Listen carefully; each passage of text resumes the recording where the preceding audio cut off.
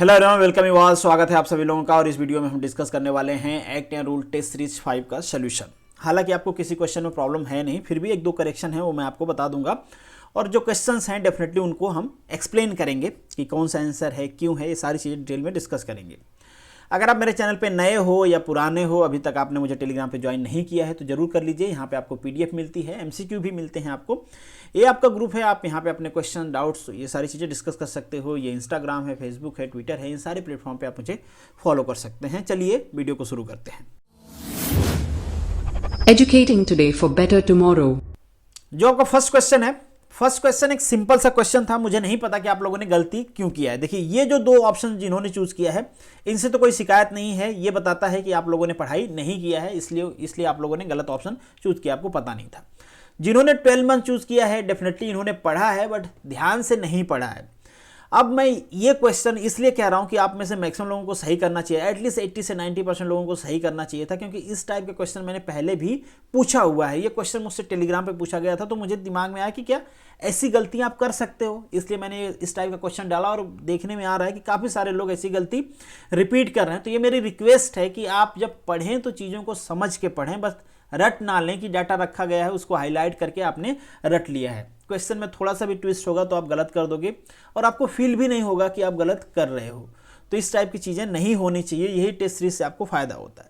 Simple सा question है, आपको पहले से पता है, मुझे पता है कि इन दोनों लोगों को पता है कि ये जो सही किए हैं इन दोनों लोगों को पता है कि जो ड्राइविंग लाइसेंस होता है, इंटरनेशनल ड्राइविंग लाइसेंस जो होता है उसकी वैलिडिटी 12 मंथ होती है। बट यहाँ पे एक कंस्ट्रेन है, अगर 12 मंथ से पहले आपका जो डोमेस्टिक ड्राइविंग लाइसेंस है अगर वो एक्सपायर कर जाता है तो ऑटोमेटिकली आपका जो इंटरनेशनल ड्राइविंग लाइसेंस है वो भी एक्सपायर कर जाएगा, मतलब इनएक्टिव हो जाएगा। यार सिंपल सा लॉजिक है, अगर आप डोमेस्टिकली एलिजिबल नहीं हो गाड़ी ड्राइव करने के लिए तो इंटरनेशनली कैसे एलिजिबल हो गए? आप डोमेस्टिक लाइसेंस के बेसिस पे ही आपको इंटरनेशनल लाइसेंस दिया गया है। ऐसा नहीं कि आपके पास डोमेस्टिक लाइसेंस है ही नहीं और गवर्नमेंट आपको इंटरनेशनल लाइसेंस दे देगी, ऐसा तो पॉसिबल ही नहीं है। तो इस तरीके से ये दोनों चीज़ें आपको ध्यान रखनी है, आपको रटना नहीं है डाटा को।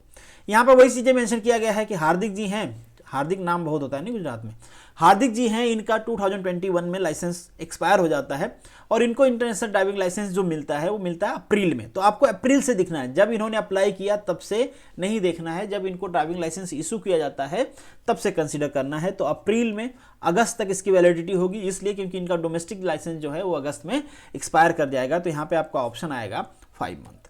नेक्स्ट जो आपका क्वेश्चन है, मोटर व्हीकल एक्सीडेंट फंड, बहुत ही सिंपल है। एक बार मैं फिर से आपसे रिक्वेस्ट करूंगा, स्टिल काफी सारे लोग मुझसे क्वेश्चन पूछते रहते हैं कि सर आपने मोटर व्हीकल एक्ट में 1988 में ये बताया है, यहाँ पे ये लिखा हुआ। भाई मेरी आपसे रिक्वेस्ट है कि पूरी अमेंडमेंट सीरीज मैंने डाला हुआ है, प्लीज आप एक बार अमेंडमेंट सीरीज को पढ़ के जाएं। बिना अमेंडमेंट सीरीज पढ़े आप तो एग्जाम में जाएं नहीं, बहुत सारी गलतियां करोगे आप। दोनों याद रखें, हो सकता है कंपैरिजन वाले क्वेश्चन भी आए। अगर दोनों आपके बस की बात नहीं लगती है याद करना तो अमेंडमेंट वाले डाटे तो 100% आपको याद होने चाहिए। और स्पेशली एक चीज़ और कि अगर कोई भी नया सेक्शन उसमें इंसर्ट किया गया है तो उसको आप जरूर याद रखें, जैसे कि यहाँ पे आपसे पूछा गया है। तो उम्मीद करता हूँ आप इस टाइप की चीज़ों को याद रखोगे, ध्यान रखोगे। नेक्स्ट जो आपका क्वेश्चन है, which of the following form work as the aggregator. Aggregator की डिफिनीशन दी गई है, उम्मीद करता हूँ आप पढ़े होगे। यहाँ पे कंफ्यूजन नहीं होना चाहिए आपको, काफ़ी सारे लोगों को कंफ्यूजन हुआ है। एग्रीगेटर कौन होता है? एग्रीगेटर वो होता है जो एक कॉमन प्लेटफॉर्म प्रोवाइड कराता है। सपोज करिए किसी के पास व्हीकल है और किसी को सवारी करना है, कोई पैसेंजर है, तो एग्रीगेटर का काम ये होता है कि एक ऐसा प्लेटफॉर्म प्रोवाइड कराए कि जो ये आदमी सवारी ढूंढ रहा है उसको सवारी मिल जाए और जो ये पैसेंजर अपने लिए व्हीकल ढूंढ रहा है उसको व्हीकल मिल जाए। तो इसे हम कहते हैं एग्रीगेटर। ये काम कौन करता है? ओला एंड उबर करते हैं। जो रेड बस और मेक माई ट्रिप है, ये क्या कैसे प्लेटफॉर्म है? ये बेसिकली टिकट बुकिंग का काम करते हैं। ऐसा आप ओला उबर पे नहीं कर सकते, भैया चलो बस मेरे लिए भेजो, अभी 2 मिनट में मुझे यहाँ पे जाना है। ऐसा नहीं भाई, वहाँ पे जो बस वाला है वो अपना शेड्यूल फिक्स कर रखा है, उसके शेड्यूल के हिसाब से वहाँ पे आप ट्रेवल कर सकते हो। बट यहाँ पे आपको ऐसी फैसिलिटी मिलेगी कि आप अपने शेड्यूल के हिसाब से ट्रेवल कर पाओ, उसके लिए आपको व्हीकल दी जाएगी। ऑलरेडी इसको डिफाइन किया गया है, इसकी जो भी डिफिनीशंस हैं इसके अलावा भी मैं आपसे रिकमेंड करूंगा और कई बार कहा हूं मैंने कि आप वो डिफिनीशंस याद रखें, क्वेश्चंस पूछा जा सकता है। नेक्स्ट जो है आपका, विच व्हीकल मस्ट गिव वे। ये जो टर्म है ना, इसको आप ध्यान रखना। यहाँ पे आपसे पूछा गया है विच व्हीकल मस्ट गिव वे, यहाँ पे साइड कौन सी व्हीकल देगी, मतलब इन शॉर्ट कि किस व्हीकल के पास राइट द वे होगा और कौन सी व्हीकल साइड देगी। तो आपको बस यहाँ पे ये चीज़ ध्यान रखना है, एक कॉमन रूल में बता देता हूँ आपको, हालांकि इसको मैंने डिटेल में डिस्कस किया हुआ है, इस पे एमसीक्यू भी डिस्कस किया हुआ है। देखिए कोई ऐसी व्हीकल है जो भी राउंड अबाउट है वहाँ पे मर्ज कर रही है और किसी दूसरे लेन में जाने की कोशिश कर रही है, जैसे ये व्हीकल है, इसका लेन ये है मगर ये जाना कहाँ चाह रही है, इधर जाना चाह रही है, ठीक है। तो यहाँ पे ये व्हीकल साइड देगी इस व्हीकल को, ठीक है। क्यों? क्योंकि ये इसके में इंटरफेयर करने की कोशिश कर रहा है, इनके रास्ते में इंटरफेयर करने की कोशिश कर रहा है। ये आदमी इसके रास्ते में इंटरफेयर करने की कोशिश नहीं कर रहा है, इसलिए इसके पास राइट है पहले जाने का, इसके पास राइट है साइड देने का, ठीक है। तो अगर आपसे पूछा जाता है कि विच व्हीकल है राइट टू वे, तो वहां पे आएगा ए। अगर आपसे पूछा जाता है कि विच व्हीकल मस्ट गिव वे, तो वहां पे आंसर आएगा बी। तो यहाँ पे पूछा गया है रास्ता कौन देगा, तो रास्ता देगा बी। इसके अलावा कुछ चीज़ें और मैं आपको बता देता हूं, जैसे कि अगर मान लीजिए इन दोनों व्हीकल के अलावा यहाँ पे पेडिस्ट्रेन जा रहे हैं, ठीक है, कोई पैदल चलने वाला जा रहा है, कोई पैदल चलने वाला जा रहा है, तो उसके पास होगा राइट टू वे हमेशा, ठीक है। कोई भी व्हीकल हो, राइट टू वे किसके पास होगा, जो पैदल चलने वाला यात्री होगा उसके पास। दूसरी चीज, अगर मान लीजिए ये जो आपका राउंड अबाउट है, इसके ट्रैफिक में कोई व्हीकल है पहले से, तो उसके पास होगा राइट टू वे, ठीक है। जैसे मान लीजिए ये व्हीकल पहले से यहां तक पहुंच गई है, तो इस व्हीकल को रुकना पड़ेगा, इसके पास होगा राइट टू वे, क्योंकि ऑलरेडी ये राउंड अबाउट के ट्रैफिक में है, ठीक है। पेडिस्ट्रेन से पहले रुकी हुई है तब नहीं होगा, ठीक है, इस चीज को समझना है। अब मान लीजिए दो व्हीकल हैं, जिसमें से एक व्हीकल इमरजेंसी है और दूसरी नॉर्मल व्हीकल है, और दोनों सेम टाइम पे राउंड अबाउट में आती हैं, तो वहां पे हमेशा ऑलवेज जो इमरजेंसी व्हीकल होगी उसके पास होगा राइट टू वे। ये सारी चीजें आप याद रखना। नेक्स्ट जो है, अगेन ये डिफिनीशन से क्वेश्चन है, कई बार मैंने बताया हुआ है और इससे रिलेटेड क्वेश्चन भी पूछा गया है। तो यहाँ पे होगा आपका पावर ट्रेलर, इस टाइप से कुछ दिखता है, ये आपको हाथ से पकड़ के चलाना होता है, एग्रीकल्चर पर्पज व्हीकल होती है। उसी तरीके से सेमी ट्रेलर जो अपने पैरों पे खड़ा ना हो पाए उसे हम कहते हैं सेमी ट्रेलर, ट्रेलर उसे कहते हैं जो अपने पैरों पे खड़ा हो पाए। बट यहाँ पे सेमी ट्रेलर, ट्रेलर इन सभी के पास सेल्फ प्रोपेल्ड के लिए पावर नहीं होती है। नेक्स्ट जो आपका क्वेश्चन है, motor vehicle tax payable to, मैंने इससे पहले भी एक वीडियो बनाया था, one nation one road tax, ठीक है, उसमें ये क्वेश्चन मैंने आपको दिया भी था। तो ये किसके ज्यूरिडिक्शन में आता है भाई, स्टेट गवर्नमेंट के। इसीलिए आपने देखा होगा कि व्हीकल का जो प्राइस होता है, ऑन रोड प्राइस जो होता है, वो डिफरेंट स्टेट में डिफरेंट होता है और काफ़ी डिफरेंस होता है। कहीं पे 50,000 का डिफरेंस है, कहीं पे 1 लाख का, कहीं पे 1.5 लाख का डिफरेंस है, क्योंकि रोड टैक्स जो होता है वो काफ़ी ज़्यादा होता है। जैसे मैंने आपको दिखाया था, कर्नाटका में 20% तक रोड टैक्स है, काफ़ी ज़्यादा रोड टैक्स है। तो यहाँ पे जो आपका आंसर होगा वो ये बी होगा। और गवर्नमेंट ट्राई कर रही है, सेंट्रल गवर्नमेंट की कम्युनिकेट करके स्टेट गवर्नमेंट से वन रोड वन टैक्स की पॉलिसी लेके आए। ऑलरेडी इस पे वीडियो है, अगर आपने नहीं देखा है तो देख सकते हैं, लास्ट में मैं लिंक कर दूंगा। नेक्स्ट जो आपका क्वेश्चन है, which of the following vehicle can be use as a contract carriage. Contract carriage की बात कर रहे हैं यहाँ पे। थोड़ा सा इस क्वेश्चन में ट्विस्ट है, बट ऑप्शन देख के आपको समझ में आ जाएगा इजिली।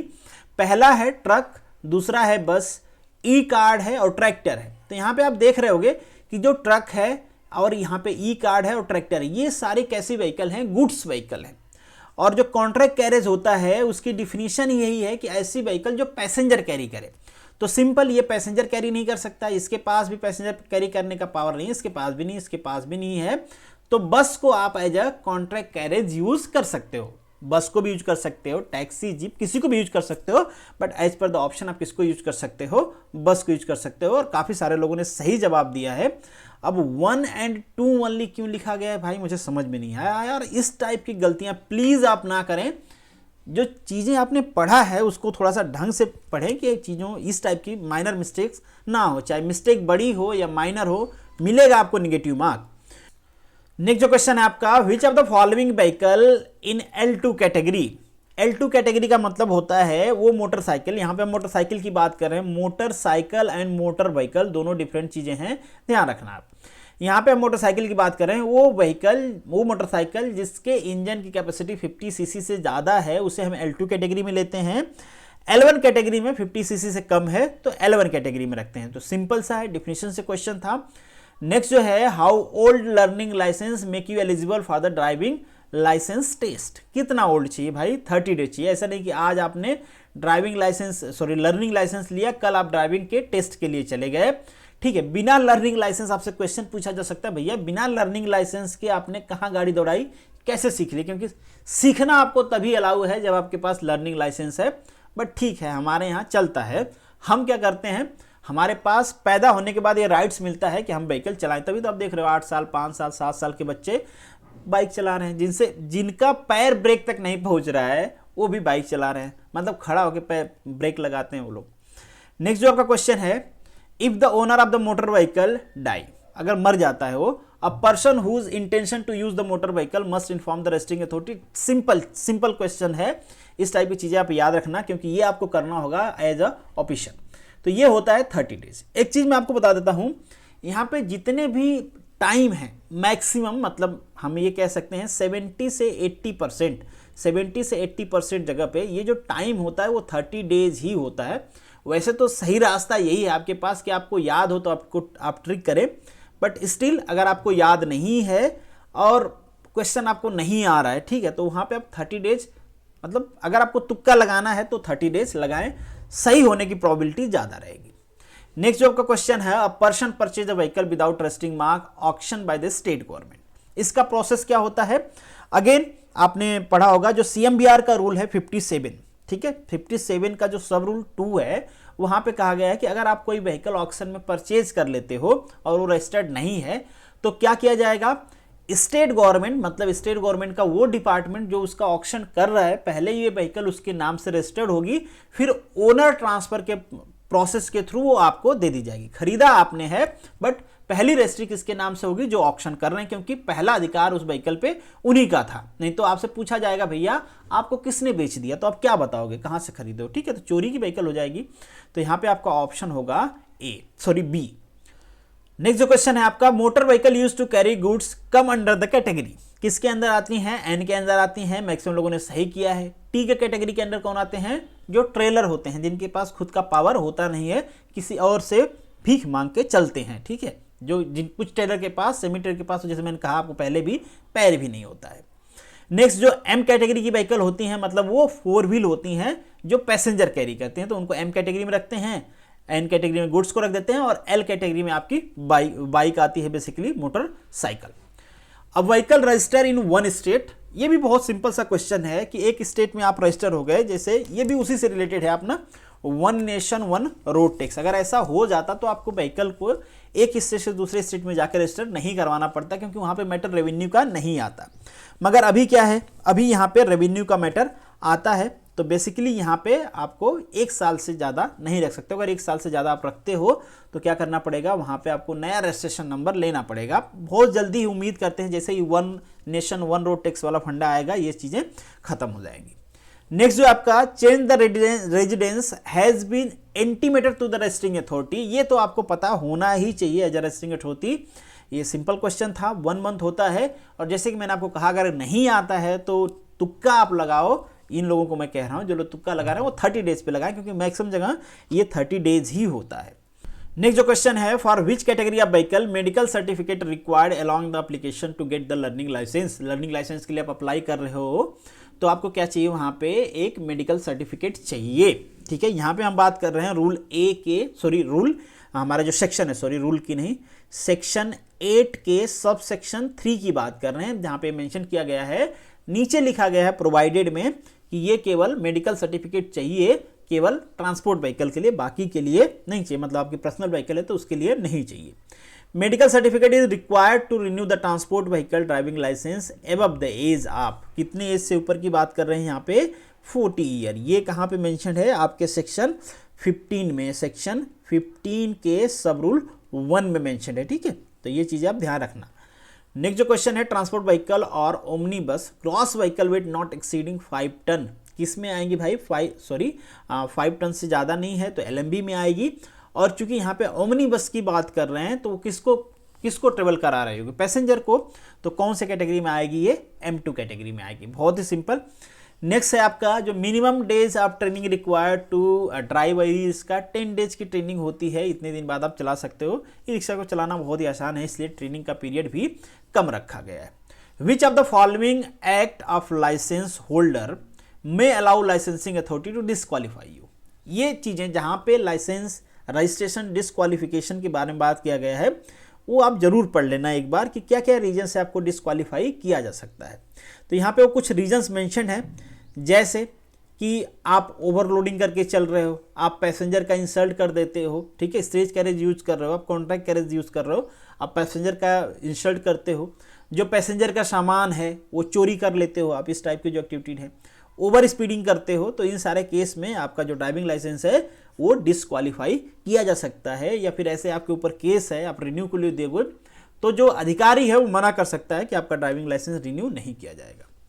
नेक्स्ट है, यहाँ पे आपको फिल इन द ब्लैंक्स का क्वेश्चन है, बहुत ही simple. Exempt from the vehicle registration that have a trade certificate.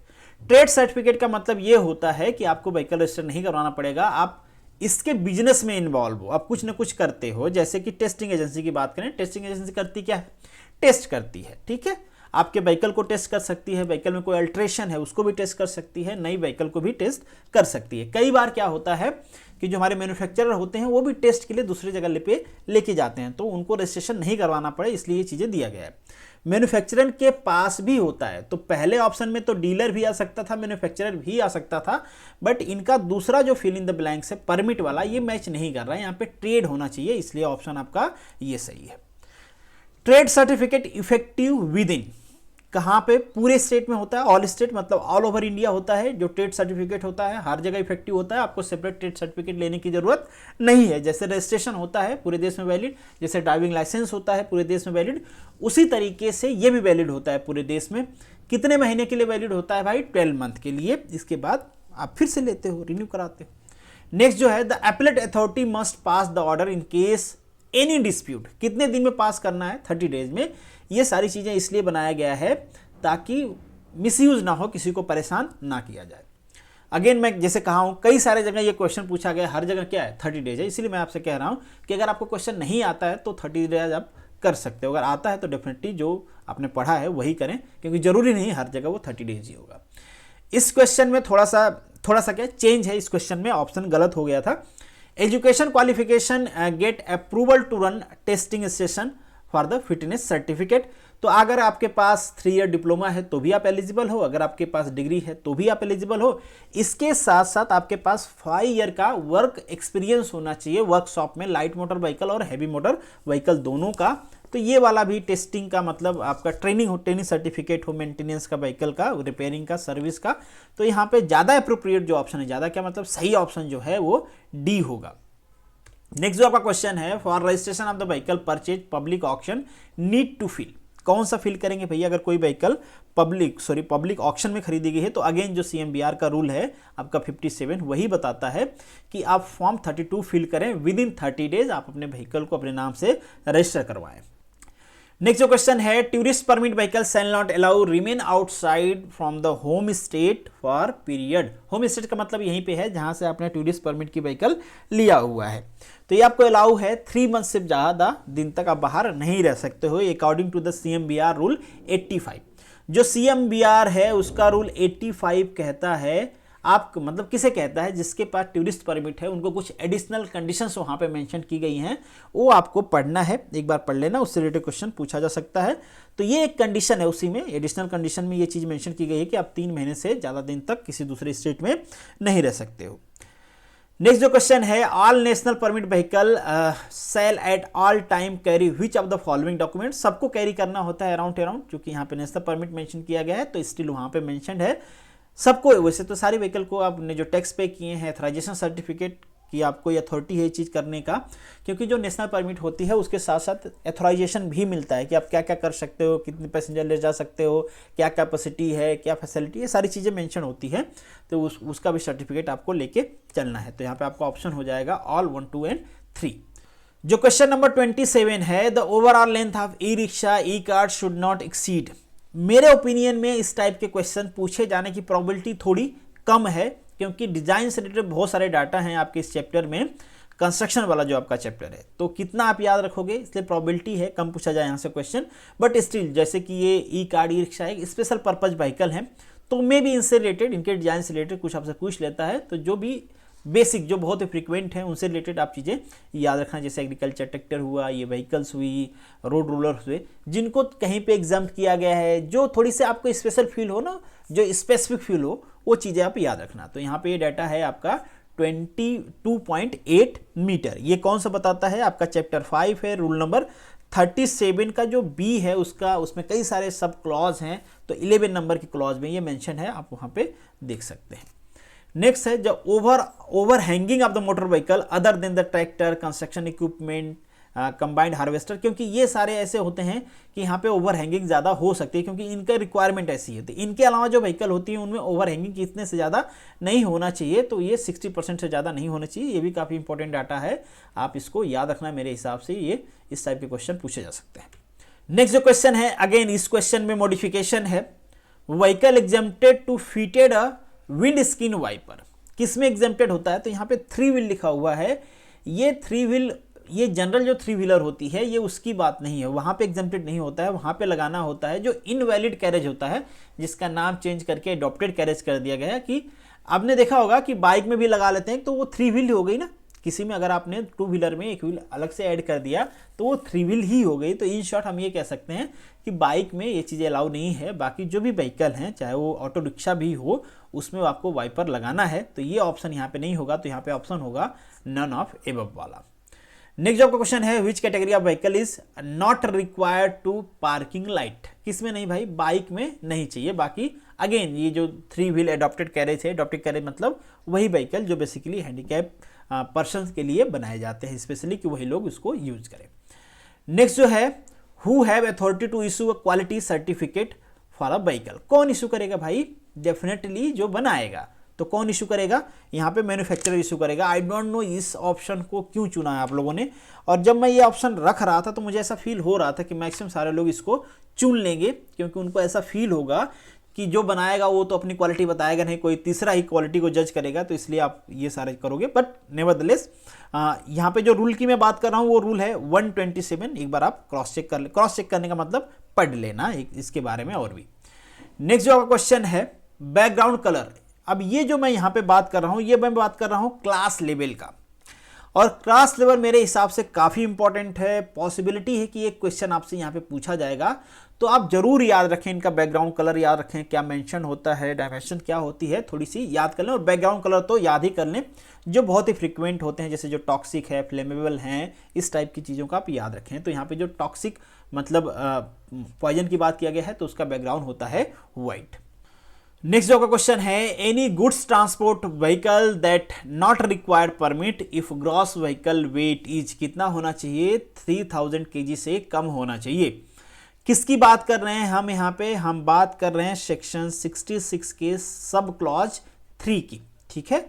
और इसके अलावा भी बहुत सारे व्हीकल्स के बारे में वहाँ पे मेंशन है, जैसे सेंट्रल गवर्नमेंट, स्टेट गवर्नमेंट की व्हीकल हो, कोई लोकल गवर्नमेंट बॉडी की व्हीकल हो, पुलिस की व्हीकल हो, एम्बुलेंस हो, फायर ब्रिगेड हो, इन सारे लोगों को कोई व्हीकल हो जो रोड पे काम करती हो, वाटरिंग करती हो, इस टाइप के व्हीकल को परमिट लेने की रिक्वायरमेंट नहीं होती है। तो ये भी आप याद रखना। नेक्स्ट जो क्वेश्चन है, national transport policy made under the section, again एक नया सेक्शन इंसर्ट किया गया है यहाँ पे, तो इसको भी आप ध्यान रखना। पहले मैंने आपसे कहा था कि जो नए सेक्शन इंसर्ट किए गए हैं प्लीज आप उसको ध्यान रखें। नेक्स्ट जो है, which of the following is not a function of road marking, इसमें से कौन सा रोड मार्किंग का फंक्शन नहीं है? एक तरह से सेंस बेस्ड क्वेश्चन है, जरूर नहीं कि आप पढ़े हो तभी इसका आंसर दे सकते हो, नहीं पढ़े हो तो भी दे सकते हो। तो पहली चीज कि ये गाइड करता है, बिल्कुल सही बात है, गाइड करता है, रोड मार्किंग का काम ही ये होता है। दूसरा, serve as a psychological barrier, बिल्कुल करता है, आपको बताता है भाई आगे बढ़ना है, नहीं बढ़ना है, स्लो जाना है, फास्ट जाना है, ये सारी चीजें रोड मार्किंग करता है। प्रमोटिंग रोड सेफ्टी, बिल्कुल रोड सेफ्टी को ये प्रमोट करता है। ये किस लिए बनाया जाता है? रोड सेफ्टी के लिए कि एक्सीडेंट को हम मिनिमाइज कर पाएं। इंप्रूव द व्हीकल एफिशिएंसी, ये कहीं से भी इससे रिलेटेड नहीं है रोड मार्किंग से, इसलिए यहाँ पे जो ऑप्शन होगा वो डी करेक्ट होगा। नेक्स्ट है जो आपका, विच of the following is the basic purpose of Gujarat road safety policy. Road safety policy क्यों बनाई गई भाई? तो पहला ऑप्शन बिल्कुल सही है, improve the road safety to take care of the vehicle registration. भाई रोड सेफ्टी का व्हीकल रजिस्ट्रेशन से क्या लेना देना है, ठीक है, उसके लिए सेपरेट बॉडी है। To make efficient the driving licence, भाई ड्राइविंग लाइसेंस से उसका क्या लेना देना है? तो बिल्कुल ये सब गलत बात है, मतलब ड्राइविंग लाइसेंस या स्कूल उससे कुछ लेना देना नहीं है इसका। तो यहाँ पे ऑप्शन 1 करेक्ट होगा, ठीक है। 1 और 3 ये भैया गलत करो आप लोग, 44% लोगों ने किया है, इस टाइप के मिस्टेक्स ना करें। Which of the following safety device use as a preventive measure, यहाँ पे प्रिवेंटिव मेजर रखा गया है, प्रिवेंटिव मेजर रखा गया है, इस वर्ड को आपने ध्यान से नहीं पढ़ा है इसीलिए गलतियां किया है। यहाँ पे सभी लोगों ने, मैक्सिमम लोगों ने, मतलब 57% लोगों ने कह दिया ऑल। तो आप क्वेश्चन को थोड़ा सा ढंग से रीड करें, नहीं तो फिर से वही माइनर मिस्टेक्स होंगे और बाद में आप कहोगे यार थोड़ी सी गलती हो गई, थोड़ी सी गलती हो, ज़्यादा गलती हो, मार्क्स तो कम ही मिलने वाले हैं, ठीक है। तो 1 और 2 प्रिवेंटिव मेजर है, डेफिनेटली इमरजेंसी ब्रेक्स लगाए जाते हैं कि एक्सीडेंट से बच पाएं। Lane departure warning system, already ये सारी चीज़ें मैंने डिस्कस किया हुआ है, ये सिस्टम भी आपको क्या बताता है, मतलब आपको प्रिवेंट करता है कि एक्सीडेंट ना हो। नेक्स्ट जो है to make transport fuel bioethanol is blend, किसके साथ ब्लेंड किया जाता है भाई, गैसोलीन के साथ, मतलब पेट्रोल की बात कर रहे हैं हम। एथेनॉल होता क्या है, ये माइक्रो फर्मेंटेशन से बनाया जाता है, बेसिकली जो हमारे पास कार्बोहाइड्रेट के प्रोडक्ट होते हैं जैसे शुगर केन कॉर्न, उनसे निकाला जाता है और मतलब इसको यूज करते हैं बेसिकली, जैसे कि ब्लेंड करके, ठीक है। नेक्स्ट जो क्वेश्चन है, which of the following is not a primary component of electric vehicle, तो बैटरी तो चाहिए, नहीं तो इलेक्ट्रिक व्हीकल कैसे हुई, और इलेक्ट्रिक मोटर भी चाहिए, नहीं तो चलेगी कैसे व्हीकल, तो ये दोनों तो प्राइमरी हो गए।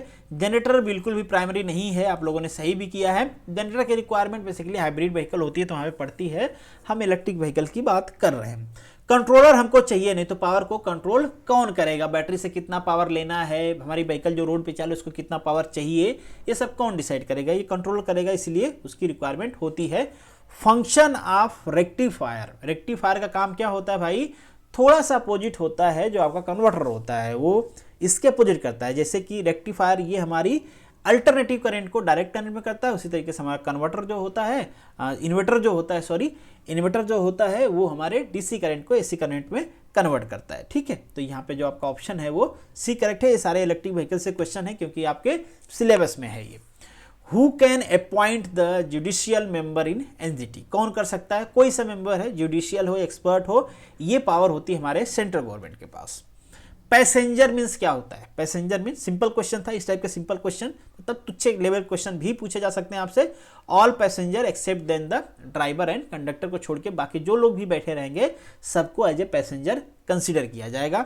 ओके, नेक्स्ट क्वेश्चन है, हु मेल, मेल नहीं होना चाहिए यहाँ पे, मेड होना चाहिए। Who made the appointment of transport officer in state, state में है तो डेफिनेटली कौन करेगा, स्टेट गवर्नमेंट करेगी।